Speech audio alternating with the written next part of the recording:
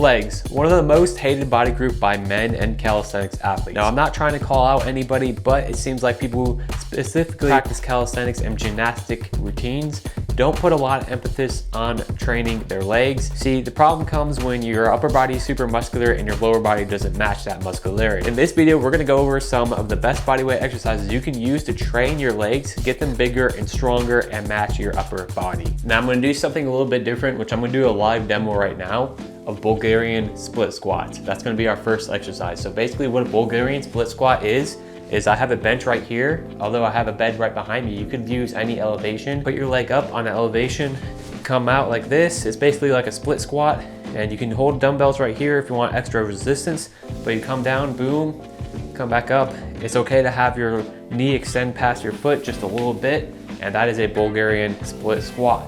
Now, even though I use weights to train my legs, even without weights, Bulgarian split squats is a great option for bodyweight athletes. Do high reps with these and take these to failure, and you will see amazing results. You'll feel a burn like you never have before, and you'll be growing those quads bigger and stronger. This is a quad focused movement. Most of these movements on this list is gonna be a compound movement because we're working with calisthenics here and there's very little we can do. Although we will be including some isolation exercises. And now the next exercise I'm going to be demonstrating is going to be explosive lunges. Now, explosive lunges are exactly what the title says. You're basically doing an explosive lunge. You're doing a lunge, jumping up in the air, switching to the other foot, and continuing to do that. So I'll go ahead and demonstrate this here. I actually learned this in high school from one of my fitness coaches, and I've loved them ever since. So these are super intense, especially if you use them as a burnout towards the end of your workout. Those are explosive lunges. Now, I remember when I was introduced to these, literally my coach was making me do these until failure. It was crazy. The burn was crazy. It's super hard to do them to failure, but it's definitely something you can do at the end of your workout if you want to up the intensity, take things to failure, and grow your legs bigger and strong. Again, it's okay to have your knees a little bit past your toes, but you don't want to fully bend down like that. You want to have them just a little bit past your toes. Make sure your back is straight, make sure everything is good. It feels good to do it. Now, this next exercise I don't usually do, but it is an intense bodyweight exercise you can do. It's called Sissy Squat. Don't let this name fool you. It is super hard. It is definitely not meant for sissies, okay? So that's just the name. So basically all you gotta do right here, you take your feet shoulder width apart if you want. Have something to hold on to if you're new to these, because it requires a lot of balance. So basically what you're doing is pushing your knees out, leaning back at the same time. Boom, go on the balls of your feet. Touch to the ground, but don't fully let your legs rest on the ground. Come back up, and that's a sissy squat. Now, you might see a bunch of prisoners doing this exercise because it's a highly effective leg exercise.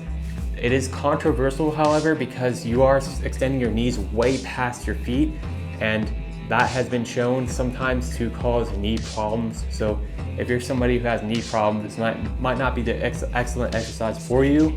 However, if you're healthy and you do these in moderation, you don't constantly abuse your knees, you should be okay. And plus, the knees over toes guy says it's okay to put your knees over your toes, and actually you can strengthen your tendons by doing that. Now, I just thought it would be fair to give you a fair bit of warning about this next exercise. I hate this exercise. I can't even do it. Definitely have some assistance if you're gonna do this exercise and you're new to it.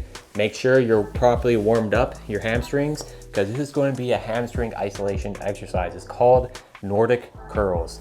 Now, Nordic Curls, super intense. Basically, all you gotta do is find a bar like this behind me. Put your feet underneath this bar. Now, this is not optimal. I'm gonna go ahead and grab these bars probably because I can't do a full Nordic Curl. They're super hard, but I'm gonna work my way up to doing them one day. Come down, boom. Basically, the ideal way to do it is you're gonna do it fully with your body weight, but I just can't do it yet. You come down like this, boom, curl your way back up without using your hands, and that's a Nordic curl. Now, that is going to explode your hamstrings. If you can do Nordic curls, you definitely have some good hamstrings, okay? I don't care what anybody says, you are amazing if you can do Nordic curls. I cannot do them for the life of me.